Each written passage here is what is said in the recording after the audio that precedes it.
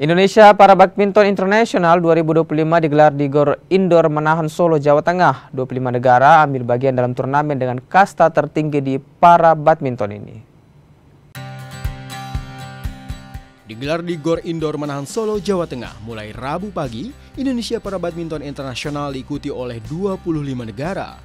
Khusus tahun ini ada perbedaan dengan turnamen serupa musim sebelumnya. Indonesia Para Badminton International kini masuk ke level 1. Artinya, ranking poin yang diperebutkan menjadi semakin besar. Dan atlet yang boleh berpartisipasi adalah mereka yang masuk 12 besar dunia. 124 atlet akan berpartisipasi dalam turnamen berhadiah 15.000 US dollar atau setara 248,9 juta rupiah ini. Ini adalah event level 1 pertama kalinya di Indonesia. 6 kali event Indonesia Para Badminton sebelumnya itu levelnya level 3 dan level 2. Kemudian tahun kemarin waktu di UMS kita dinilai oleh BWF mampu untuk menyelenggarakan level 1 turnamen Indonesia Para Badminton ini adalah yang pertama kalinya memberikan prize money dalam bentuk uang.